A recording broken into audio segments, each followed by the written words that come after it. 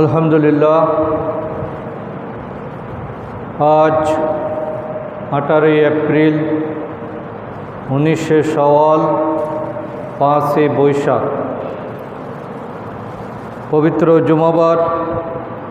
আমরা আল্লাহ সুবহানাহু ওয়া তাআলার দরবারে লাখো কোটি শুকরিয়া আদায় করি যে আল্লাহ পাক আমাদেরকে তার মেহরবানি দিয়ে আমাদের জীবনকে ধন্য করেছেন, আমাদেরকে দুনিয়ার আলো বাতাস দিয়ে বাঁচিয়ে রাখার ব্যবস্থা করেছেন এবং সুস্থতার নিয়ামত দিয়ে মসজিদ পর্যন্ত আসার তৌফিক আমাদেরকে দান করেছেন। আমরা সবাই পড়ি আলহামদুলিল্লাহ। সম্মানিত উপস্থিতি, আমরা সূরা সফের উপর আলোচনা করছিলাম। 10 এবং 11 নম্বর আয়াত পর্যন্ত আমরা বিগত জুমাগুলোতে আলোচনা করেছি এবং সেখান থেকে আমাদের জীবনের যে করণীয়, মুমিন জীবনের যে মিশন এবং ভিশন, সেটা আমরা জানার চেষ্টা করেছি। আল্লাহ রাব্বুল আলামিন আমাদেরকে খেলাফতের মর্যাদা দিয়ে পৃথিবীতে পাঠিয়েছেন। মানুষই একমাত্র আল্লাহ তাআলার নিজস্ব সৃষ্টি, যাকে আল্লাহ নিজ হাতে পয়দা করেছেন। অন্যান্য সকল সৃষ্টি হলো আল্লাহর হুকুম মাত্র। আল্লাহ হতে বলেছেন, হয়ে গিয়েছে, কিন্তু আল্লাহ নিজ হাতে তার কুদরতি পরিকল্পনায় আমাদেরকে মর্যাদার সাথে সৃষ্টি করেছেন এবং একটি সুন্দর আকৃতি আমাদেরকে দান করেছেন। ইয়া আইয়ুহাল ইনসানু মা গাররাকা বিরাব্বিকাল কারীম আল্লাযী খালাকাকা ফাসাওয়াকা ফাআদালাক ফি আইয়ি সূরাতিন মা শাআ রাক্কাবাক। আল্লাহ তাআলা আমাদেরকে মেহেরবানি করেছেন, সুন্দর আকৃতি দিয়েছেন, খেলাফতের মর্যাদা দিয়ে ধন্য করেছেন এবং পৃথিবীতে শ্রেষ্ঠ সৃষ্টি হিসেবে আমাদেরকে মর্যাদা দিয়ে পাঠিয়েছেন। আর এই শ্রেষ্ঠত্বের একমাত্র মানদণ্ড হলো আমরা আল্লাহর এই জমিনে আল্লাহর দ্বীনকে বাস্তবায়ন করার জন্য চেষ্টা করি কিনা। কারণ আল্লাহ তাআলার কাছে দ্বীনের বিজয়, দ্বীনের প্রতিষ্ঠা, এটা অত্যন্ত গুরুত্বপূর্ণ একটি কাজ। যে কাজটি সমাধা করার জন্য আল্লাহ অসংখ্য নবী রসুল প্রেরণ করেছেন, আসমানি কিতাব নাজিল করেছেন এবং এই কাজের মাধ্যমেই তিনি আমাদের গুনাহ মুক্তি সহ জান্নাত দানের ওয়াদা করেছেন। আমাদের ঈমান যাচাইয়ের শ্রেষ্ঠ মাধ্যম হলো আমরা এই খেলাফতের দায়িত্ব পালনের ব্যাপারে নিজেদেরকে নিয়োজিত করি কিনা। আমাদের পুরো জীবনটাই হলো ইবাদতের শামিল। যদি সেটা খেলাফতের দায়িত্ব পালনের উদ্দেশ্যে হয়, খেলাফতের দায়িত্ব পালনের উদ্দেশ্যে আমরা যা করি, আল্লাহ তাআলা সব কাজের মধ্যেই ইবাদতের সওয়াব দিয়েছেন। খেলাফতের দায়িত্ব পালনের উদ্দেশ্যে আমি যদি ঘুমাই, আমার ঘুমটা ইবাদত। খেলাফতের দায়িত্ব পালনের উদ্দেশ্যে আমি যদি ব্যবসা বাণিজ্য করি, আমি যদি চাকরি করি, আমি যদি খেতে খামারে কাজ করি, আমি গাড়ি চালাই, আমি বিমান চালাই, আমি লোকদের সাথে সম্পর্ক করি, আমি পরিবারের লালন পালন করি, যা করি সবটার মধ্যে আল্লাহ তাআলা ইবাদতের সওয়াব রেখেছেন। এমনকি হাসি মুখে কথা বলা আল্লাহ তাআলা সেটার মধ্যেও সওয়াব রেখেছেন। সুতরাং ওয়ামা হালাকতুল জিন্না ওয়াল ইনসা ইল্লা লিয়াবুদুন, আমি মানুষকে এবং জিনকে আমার ইবাদত ছাড়া অন্য কোনো উদ্দেশ্যে সৃষ্টি করি নাই। এই আয়াতের বাস্তবায়ন হলো খেলাফতকে সামনে রেখে আল্লাহর দিন প্রতিষ্ঠার চেতনাকে বুকে এবং মনে ধারণ করে দুনিয়ার জীবনে সময় কাটানো। আল্লাহ তাআলা আমাদেরকে সময়ের নিয়ামত দিয়েছেন সময়কে ব্যবহার করার জন্য। এই জন্য সময়কে যথাযথভাবে কাজে লাগাতে পারার মধ্যেই আমাদের জীবনের সত্যিকার সার্থকতা, এবং সে সময়গুলো যাতে অবশ্যই আল্লাহর নির্ধারিত পথে, আল্লাহর নির্দেশিত পথে, আল্লাহর সন্তুষ্টিমূলক কাজের মধ্যেই আমরা ব্যয় করতে পারি, আল্লাহ সেটাই আমাদেরকে নির্দেশ দিয়েছেন। এবং আমাদের পুরো জীবন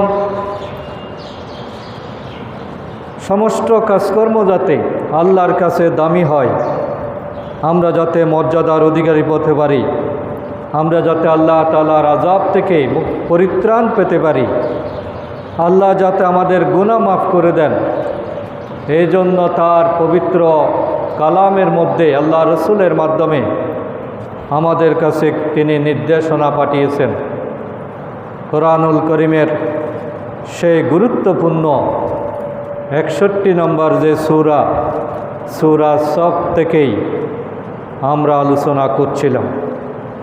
আল্লাহ পাক ঈমানদারদেরকে উদ্দেশ্য করে বলছেন, ইয়া আইয়ুহাল্লাযীনা আমানু হাল আদুল্লুকুম আলা তিজারাতিন তুনজিকুম মিন আযাবিন আলীম।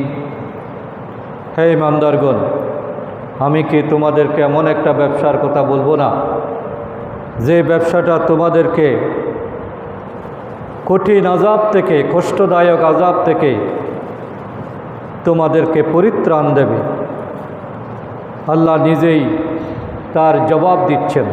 আল্লাহ প্রশ্ন করেছেন, কিন্তু কোনো প্রশ্নেরই সঠিক জবাব মানবজাতির পক্ষে দেওয়া সম্ভব না। আমাদের মনোযোগ আকর্ষণের জন্য আল্লাহ তাআলা প্রশ্নের সুরে জিজ্ঞেস করার পরেই সাথে সাথে আল্লাহ জবাব দিচ্ছেন যে আমি অবশ্যই তোমাদেরকে সেই ব্যবসার কথা বলে দেব। সেই ব্যবসাটা হলো তুমিনুনা বিল্লাহি ওয়া রাসূলিহি, তোমরা আল্লাহ এবং তার রসুলের প্রতি মানানো। গতানুগতিক ঈমান দিয়ে এই ব্যবসা করা যাবে না। এই ব্যবসা করার জন্য আবার ঈমানের নবায়ন করতে হবে, ঈমানকে শানিত করতে হবে, ঈমানকে ঈমানের জায়গায় পৌঁছাতে হবে, এবং আল্লাহর প্রতি যথার্থ, রিসালতের প্রতি যথার্থ ঈমান ধারণ করতে হবে। এই জন্য ঈমানদারদেরকে উদ্দেশ্য করেই আল্লাহ তাআলা পুনরায় নির্দেশ দিচ্ছেন যে তুমিনুনা বিল্লাহি ওয়া রাসূলিহি, তোমরা আল্লাহ এবং তার রসুলের প্রতি মানানো। আর সেই ঈমানকে পুঁজি করে, সেই ঈমানের উপর ভিত্তি করে, সেই ঈমানকে সাথে নিয়ে সেই ঈমানে পাওয়ারকে তুমি তোমার অন্তরে ধারণ করার মাধ্যমে তুমি একটা ব্যবসায় লেগে যাও। যে ব্যবসাটার কথা আমি বললাম, সেই ব্যবসাটা হলো ওয়াতুজাহিদুনা ফি সাবিলিল্লাহি বিআমওয়ালিকুম ওয়া আনফুসিকুম, তুমি আল্লাহর রাস্তায় জিহাদ করতে থাকো, আল্লাহর রাস্তায় তুমি সংগ্রাম করো, তুমি ইসলামী আন্দোলনে শামিল হয়ে যাও, ইসলাম প্রতিষ্ঠার চেতনাকে ধারণ করে তুমি তোমার জীবনের লক্ষ্য এবং উদ্দেশ্যকে ঠিক করে নাও। আর সেই জিহাদ করা, ইসলামী আন্দোলন করা, জিহাদ ফি সাবিলিল্লাহ, আত্মনিয়োগ করার জন্য তোমার দুটো পুঁজি লাগবে। ঈমানকে ভিত্তি করে ব্যবসার মূল পুঁজি হলো বিআমওয়ালিকুম ওয়া আনফুসিকুম, তোমার মাল এবং তোমার জান, তোমার জীবন এবং তোমার সম্পদ। এই ব্যবসার মধ্যে আত্মনিয়োগ করতে হবে।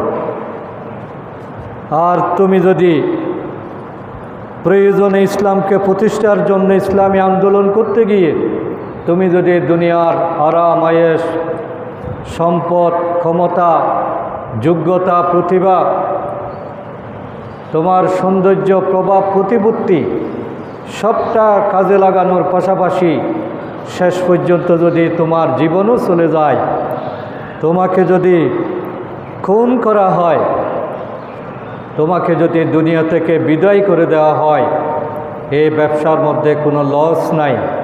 বরং আমি সাক্ষী দিচ্ছি, আমি বলছি, আল্লাহর ঘোষণা হলো যালিকুম খায়রুল লাকুম ইন কুনতুম তা'লামুন, এটাই তোমার জন্য উত্তম যদি তুমি বুঝতে পারো।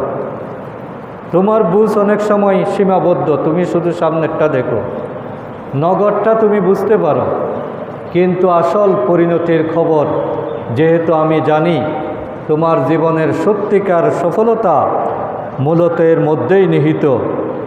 এবং তুমি যদি অতটুকু দূরদর্শিতা অর্জন করতে পারো, তাহলে এটাই তোমার জন্য সফলতার মূল চাবিকাঠি।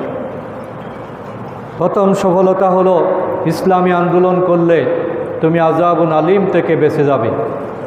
দুনিয়ার কষ্ট, যন্ত্রণা, আখিরাতের যে কঠিন শাস্তি, সেই শাস্তি থেকে আল্লাহ তাআলা তোমাকে হেফাজত করবেন। আর তাৎক্ষণিক পুরস্কার হলো আল্লাহ তাআলা এর পরের আয়াতে বলে দিচ্ছেন, ইয়াগফির লাকুম যুনুবাকুম, আল্লাহ তাআলা তোমাদের গুনাহসমূহ মাফ করে দেবেন। তুমি যদি আল্লাহর দ্বীনের পথে লড়াই করো, আল্লাহর দ্বীনের পথে সংগ্রাম করো, ইসলামী আন্দোলনে নিজেকে শামিল করো, তাহলে তোমাকে আল্লাহর কাছে গুনাহ মাফ চাওয়ার আগেই আল্লাহ তোমাকে পছন্দ করে তোমার গুনাহ মাফ করে দেবেন। ইয়াগফির লাকুম যুনুবাকুম, তোমার গুনাহ মাফ করার সবচেয়ে বড় সহজ পন্থা হলো আল্লাহর দ্বীনের পথে নিজেকে শামিল করা। দ্বীন প্রতিষ্ঠার লড়াইয়ে যারা জীবন বাজি রাখে, যারা সম্পদ ব্যয় করে, যারা সময় ব্যয় করে, যারা নিজেদের মানসম্মান ক্ষুণ্ণ করে এই দ্বীনের প্রতিষ্ঠার জন্য নিজের সব কিছু বিলিয়ে দেয়, আরাম আয়েশকে স্যাক্রিফাইস করে, তাদের পুরস্কার হলো, আল্লাহ বলছেন, তোমার এই কাজে আমি সন্তুষ্ট হয়ে আমি নিজেই তোমার গুনাহ মাফ করে দেব। তুমি যখন আমার কাছে আসবে, তখন তুমি মাসুম হিসেবে আমার দরবারে হাজির হবে। এই জন্য শহীদেরা সবসময় মাসুম, কারণ একজন মানুষ যখন শাহাদতের মর্যাদা লাভ করে, আল্লাহ তাআলা কাকে কোনো বান্দাকে শহীদ হিসাবে কবুল করেন না যতক্ষণ তার গুনাহ থাকে। আগে আল্লাহ গুনাহ মাফ করেন, রক্তের ফোঁটা মাটিতে পড়ার আগেই আল্লাহ তাআলা তাকে মাসুম হিসাবে কবুল করেন, এরপরেই তাকে হত্যা করা হয়। এই জন্য শহীদদের কোনো হিসাব নাই, এবং শহীদদের কোনো জানাজা লাগে না, শহীদদের কোনো গোসল দেয়া লাগে না। শহীদদেরকে আল্লাহ রসুল বলেছেন, তাদেরকে তাদের রক্তমাখা যেই কাপড়ে তারা শহীদ হয়েছে, সেই কাপড় সহ, সেই রক্ত সহ তাদেরকে দাফন দেওয়ার জন্য, কারণ তারা গুনাহমুক্ত, তাদের জন্য আর দোয়া করারও দরকার নেই। আল্লাহ তাআলা এত মর্যাদা, নবীদের পরেই হলো শহীদদের মর্যাদা। আল্লাহ তাআলা নবুয়তের দরজা বন্ধ রেখেছেন, কিন্তু শাহাদাতের দরজা কিয়ামত পর্যন্ত খোলা আছে। আমরা যদি আল্লাহর কাছে গ্রহণযোগ্য হতে চাই, তাহলে শাহাদাতের তামান্না থাকতে হবে। এবং যারা শাহাদাতের তামান্না বুকে পোষণ করে, অন্তরে লালন করে, আল্লাহ তাআলা তাদের অন্তরকে নেফাক মুক্ত করেন, তারা মুনাফিকি থেকে মুক্ত থাকে। যে অন্তরে মৃত্যু ভয় থাকে, সেই অন্তরে ঈমান ঢুকে না। সত্যিকার ঈমানদারের মনে কখনো মৃত্যু ভয় কাজ করে না, কারণ মৃত্যুটা হলো আল্লাহ তাআলার সাথে দেখা করার সুযোগ। আল্লাহর সাথে সাক্ষাতের দরজা হলো মৃত্যু। এই জন্য পুণ্যবানেরা, শহীদেরা আল্লাহকে যারা রাজি করতে পেরেছে তারা যত তাড়াতাড়ি আল্লাহর সাথে সাক্ষাৎ করতে পারে তত খুশি হন। রসুল পাক সাল্লাল্লাহু আলাইহি সাল্লামের কাছে জিব্রাইল এসে বললেন, ইয়া রাসূলুল্লাহ, আপনাকে দুইটা অপশন দেওয়া হয়েছে। আপনি যদি আরও কিছুদিন দুনিয়াতে থাকতে চান, আল্লাহ বলেছেন আপনার অনুমতি নিয়ে জান কবজ করার জন্য আমি চলে যাব।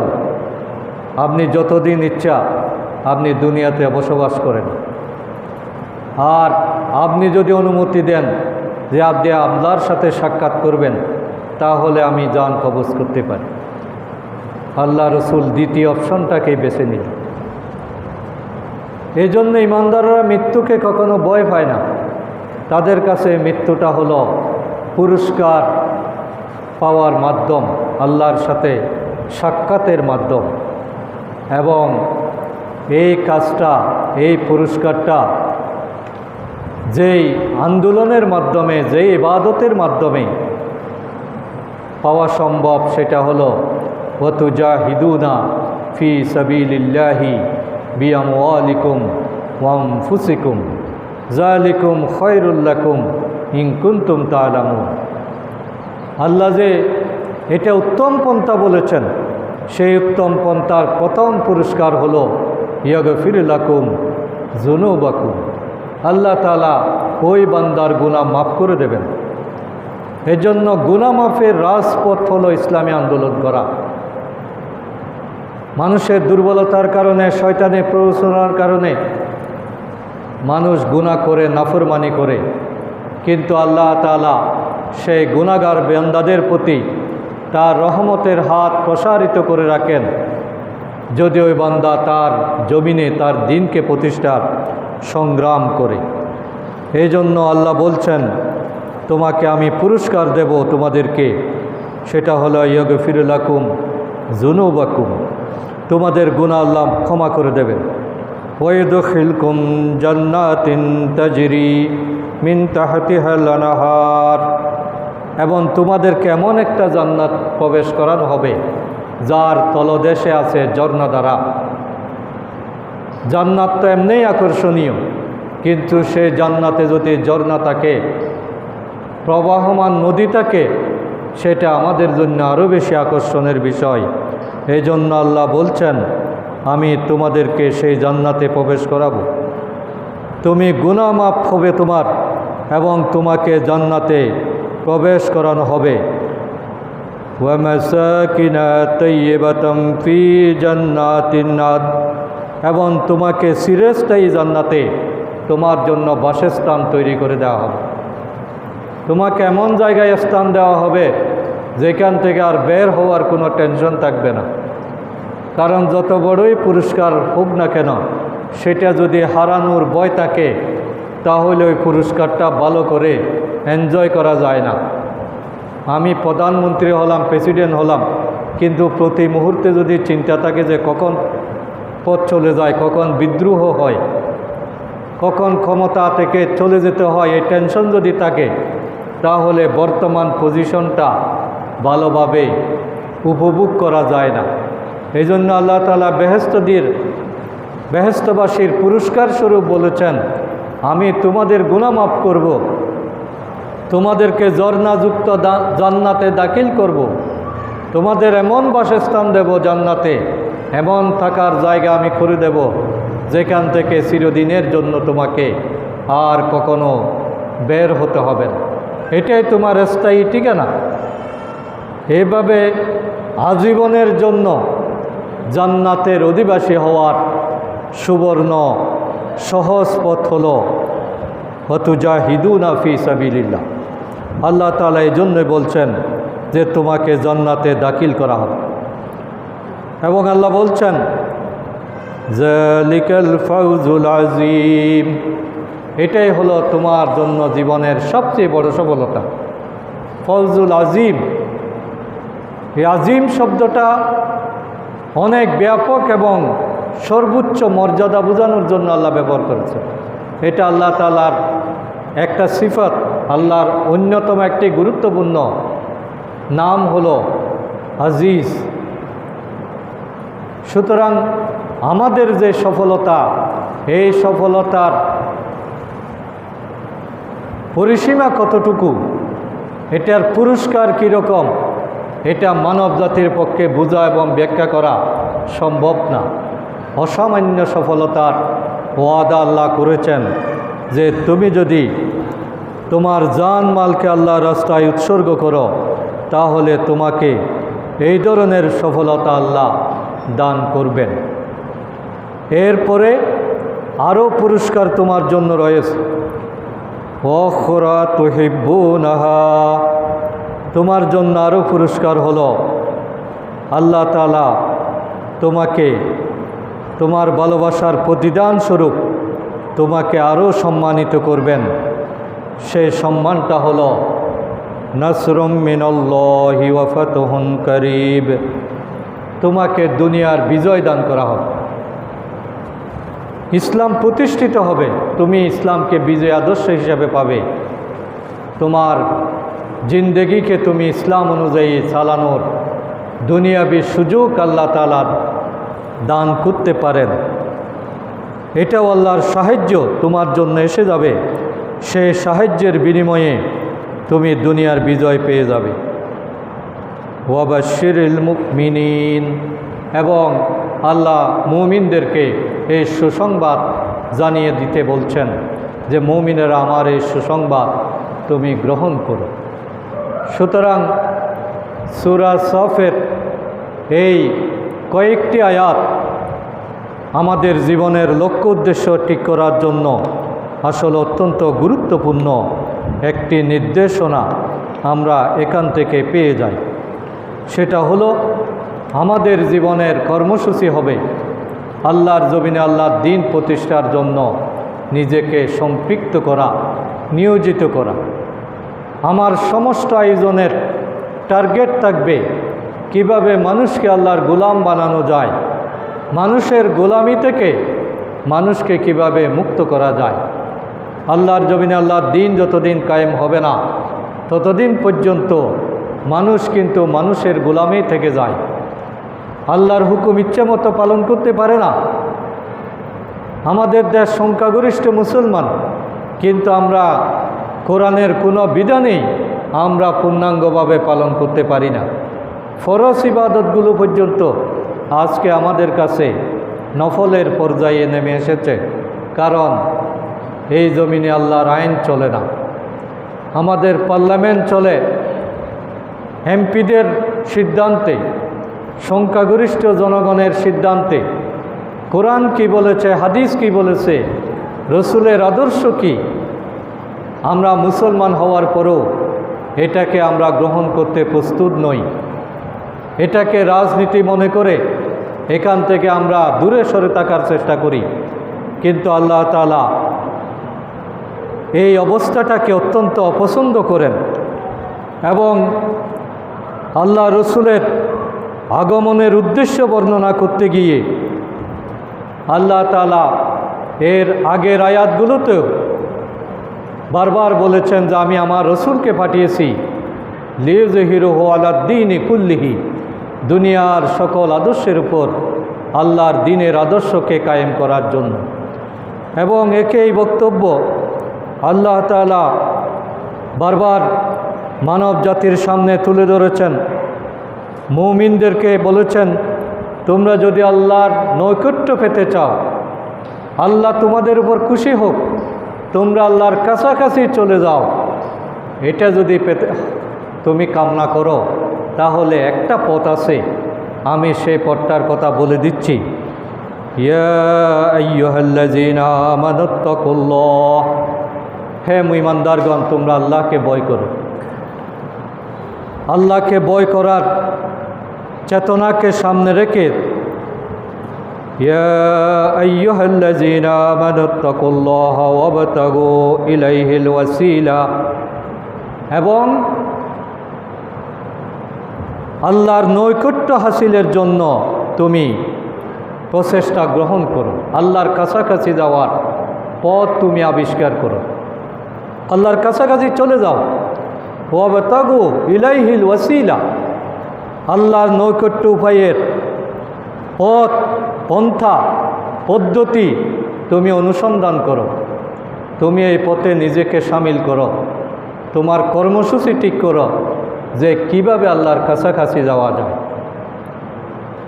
আমাদের দেশে আয়াতটা নিয়ে অনেক ওয়াজ নসিহত করা হয় এবং আয়াতটা পড়া হয় এতটুকু, আমি যতটুকু পড়লাম, ইয়া আইয়ুহাল্লাযীনা আমানুত্তাকুল্লাহ ওয়াবতাগু ইলাইহিল ওয়াসিলা, এতটুকু পড়ে ফুল স্টপ।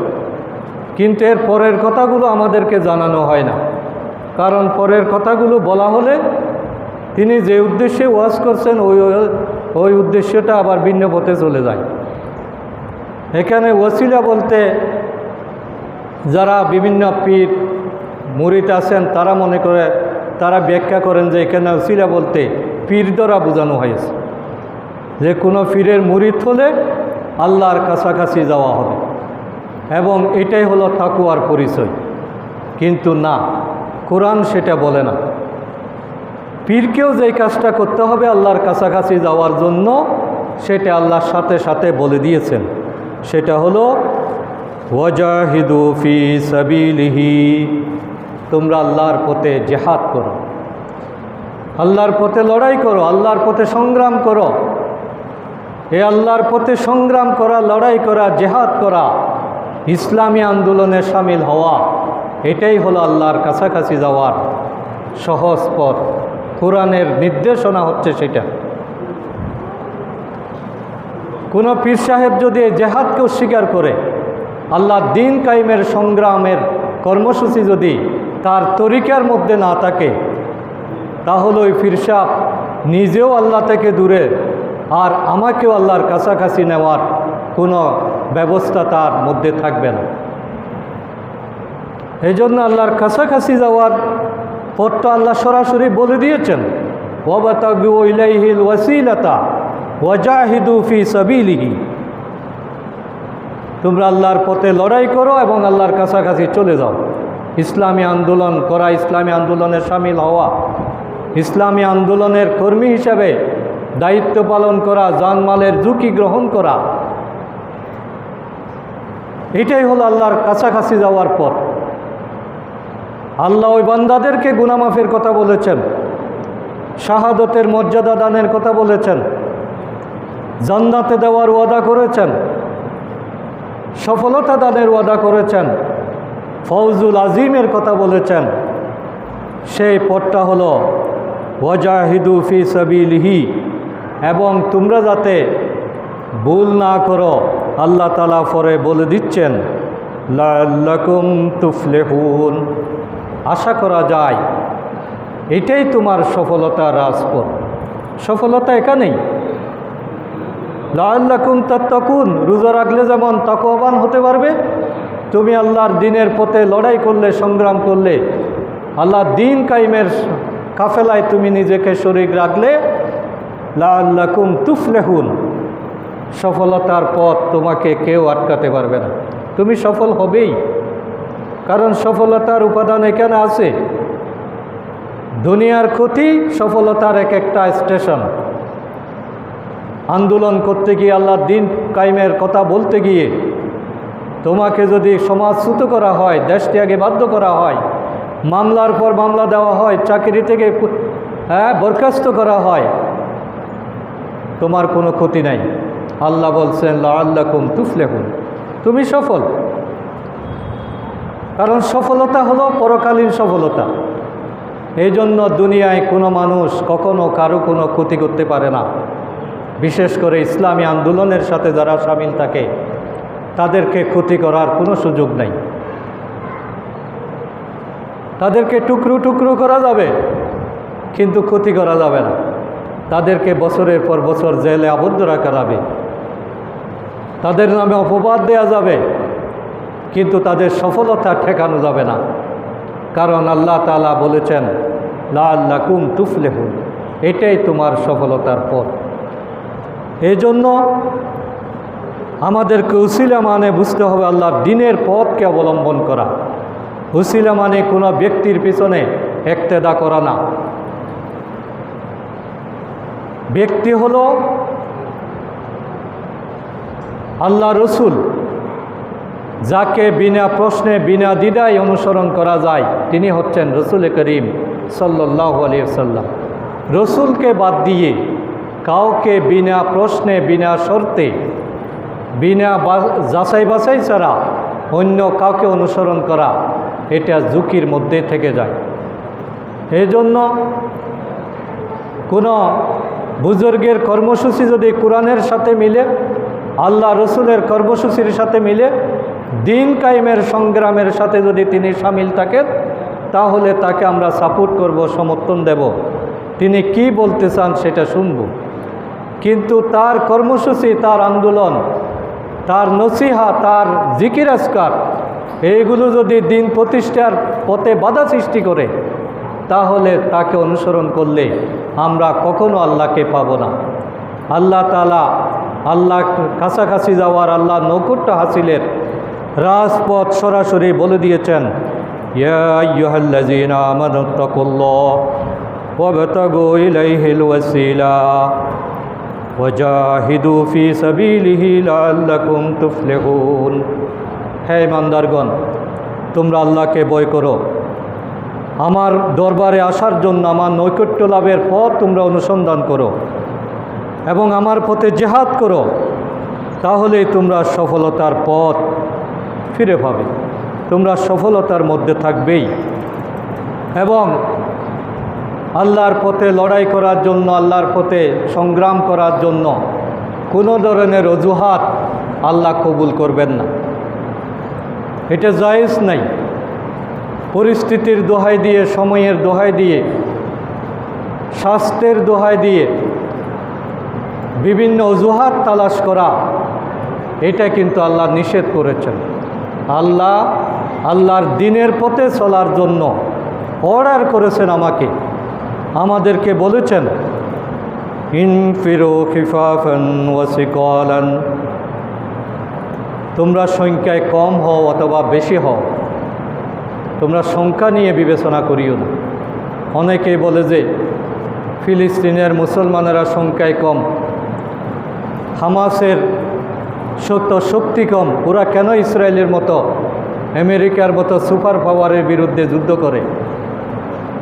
এই কথা যিনি বলেন তিনি কোরআনের এই আয়াতটা একটু পড়ে দেখবেন, সূরা তাওবার 41 নম্বর আয়াত। আল্লাহ পাক জালিমের বিরুদ্ধে লড়াই করা, অন্যায়ের বিরুদ্ধে সংগ্রাম করা, এটা এক সেকেন্ডের জন্য বন্ধ রাখার সুযোগ দেন নাই। কোনো অজুহাত এখানে চলবে না। আল্লাহ বলছেন, ইনফিরু খিফাফান ওয়া সিকালান, তোমরা সংখ্যায় কম হও অথবা বেশি হও, ওয়াজাহিদু বিআমওয়ালিকুম ওয়া আনফুসিকুম, তোমরা তোমাদের সম্পদ, তোমাদের জান আল্লাহর পথে বিনিয়োগ করো, লড়াইয়ে নেমে যাও। তোমার কি প্রস্তুতি আছে? তোমরা সংখ্যায় কত, পরিস্থিতি অনুকূলে না প্রতিকূলে, এটা চিন্তা করার সুযোগ তোমাদের নাই। তুমি যদি মনে করো যে এটা অন্যায়, তুমি একজন হলেও সেটার প্রতিবাদ করেই যেতে হবে, এটাই ইমানের দাবি। মুসলমানেরা কখনো সংখ্যা দিয়ে বিজয় হয় নাই, মুসলমানেরা সবসময় বিজয় হয়েছে ইমান দিয়ে। আজকে আমরা সংখ্যায় অনেক, কিন্তু আমরা পরাজিত কেন? কারণ আমরা কোরআন পড়ি না, আমরা কোরআন বুঝি না, আমাদের জীবনের মধ্যে আসল কাজটা নাই। জিহাদ ফি সাবিলিল্লাহর যে চেতনা, এই চেতনা না থাকার কারণে আমাদের অন্তরটা হয়ে গেছে আজকে মুনাফিকিতে পরিপূর্ণ। এই মুনাফিক ঈমান দিয়ে আল্লাহর নৈকট্য হাসিল করা যায় না, বিজয়ী হওয়া যায় না। আজকে যে আমরা মার খাচ্ছি, পরাজিত হচ্ছি, এটার মূল কারণ হলো আমরা ইমানদার নই। আমরা যদি সত্যিকার ইমানদার হতাম, তাহলে অবশ্যই আল্লাহ তাআলা আমাদেরকে বিজয় দিতেন। এই জন্য আল্লাহ বলছেন, ঈমান আনয়নের পথ হলো ওয়াজাহিদু বিআমওয়ালিকুম ওয়া আনফুসিকুম ফি সাবিলিল্লাহ, তোমরা আল্লাহর পথে জান এবং মাল দিয়ে জিহাদ করো। যালিকুম খায়রুল লাকুম ইন কুনতুম তা'লামুন। এটাই তোমার জন্য উত্তম যদি তুমি এর গুরুত্ব বুঝতে পারো। যেই কথাটা সূরা সফেও এই কথাটা বলছেন যে তোমার জানমাল দেওয়া লাগবে, তোমার ক্ষতি হচ্ছে এটা বড় কথা না, কিন্তু তোমার সফলতা আমার হাতেই। এটাই সফলতার রাজপথ। এই জন্য যারা ফিলিস্তিনি মুজাহিদদেরকে হত্যা করছে, যারা নিহত হচ্ছে, শাহাদাত বরণ করছে, নির্বিচারে শিশুরা প্রাণ দিচ্ছে, হাসি মুখে প্রাণ দিচ্ছে, ওরা কিন্তু হারিয়ে যায়নি, ওরা পরাজিত হয়নি। ওদের জন্যই আল্লাহ ওয়াদা করেছেন যালিকুম খায়রুল লাকুম ইন কুনতুম তা'লামুন। সফলতা তোমাদের, সফলতা তোমাদেরকে হাতছানি দিয়ে ডাকছে। সুতরাং কোরআনের মেসেজ আমাদেরকে বুঝতে হবে। কোরআনের মেসেজ হচ্ছে ওয়াজাহিদু ফিল্লাহি হক্কা জিহাদি, তোমরা আল্লাহর পথে জেহাদ করো, জেহাদের হক আদায় করে। জেহাদের হক আদায় করা মানে নিজের সর্বশক্তিকে আল্লাহর দ্বীনের জন্য উৎসর্গ করা। সবাই যদি প্রাণ দিতে চায়, আল্লাহ তাআলা কম সংখ্যক প্রাণ নিয়ে বিজয় দেন, আর সবাই যদি বাঁচতে চায় সবাই মারা যায়। এটাই হলো পৃথিবীর নিয়ম। বদরের যুদ্ধে মুজাহিদেরা জান দেওয়ার জন্য এসেছিল 313 জন, আল্লাহ তাআলা 1000 জনের উপর বিজয় দিয়েছেন এবং ফেরেশতা দিয়ে সাহায্য করেছেন। তাহলে সেই আল্লাহ তো এখনও আমাদের সামনে আছেন। আমরা কেন ভয় পাই? ভয় পাওয়ার কারণ হলো আমাদের মধ্যে ইমানি পাওয়ার নাই, কোরআনের সঠিক নলেজটা আমরা হাসিল করছি না, এবং ইসলামী আন্দোলনের যে চেতনা, আল্লাহর দ্বীন প্রতিষ্ঠার যে উন্মাদনা, যে পাগলামি, যেভাবে নিজেকে পাগল পারা মনোভাব নিয়ে আল্লাহর দ্বীনের সৈনিক হওয়া দরকার, আমরা সেটা পাচ্ছি না। না পারার কারণ হলো অনেকগুলো বাধা আমাদের মধ্যে দেখা যায়, কিন্তু আল্লাহ বলছেন কোনো বাধাই তোমাদের সফলতাকে ঠেকিয়ে রাখতে পারবে না, এবং কোনো অজুহাত আল্লাহর এই দ্বীনের পথে কাজ করা থেকে তোমাদের বিরত থাকার সুযোগ নেই।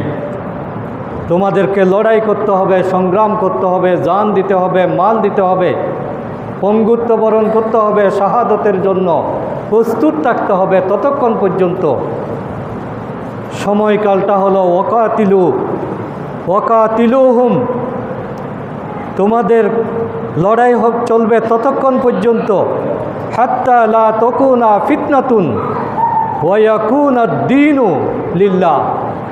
আল্লাহর জমিনে আল্লাহর দ্বীন যতদিন পর্যন্ত কায়েম হবে না, মানুষ যতদিন আল্লাহর দ্বীনের অধীনে আসবে না, জীবনের প্রত্যেকটা স্তরে, সমাজের প্রত্যেকটা স্তরে যতক্ষণ পর্যন্ত ইসলামী বিধান কায়েম হবে না, যেখানেই বিধানের বিপরীত চলবে সেখানে লড়াই চলবে। যে অংশে আল্লাহর বিপরীত হুকুম চলবে সেখানে লড়াই করতে হবে। এই লড়াই কখনো শেষ হবে না। হাত্তা লা তাকুনা ফিতনাতুন ওয়া ইয়াকুনা দ্বীনু লিল্লাহ, দ্বীন সম্পূর্ণভাবে আল্লাহর নিয়ন্ত্রণে হয়ে যেতে হবে। তাইলে কিয়ামত পর্যন্ত দ্বীনের এই লড়াই চলতেই থাকবে। অনেকে বলে যে দাজ্জাল আসার সময় হয়েছে, এখন আর লড়াই করে লাভ নাই। তারা কিন্তু এই কোরআনের এই কথাগুলোর বিপরীত কথা বলে। কোরআন বলতেছে তোমাকে লড়াই কিয়ামত পর্যন্ত চালাতে হবে। দাজ্জাল কখন আসবে না আসবে, এই জন্য হাত পা গুটিয়ে মায়ের খাওয়ার কোনো অনুমোদন আল্লাহ তাআলা দেন নাই। সাবধান করার অর্থ হলো সতর্ক হওয়া, প্রস্তুতি নেওয়া, কাজ বন্ধ করা না, লড়াই বন্ধ করা না। মুমিনের লড়াই চলবে জীবনের শেষ মুহূর্ত পর্যন্ত। এবং আল্লাহ তাআলা আমাদের জানমাল কিনে নিয়েছেন।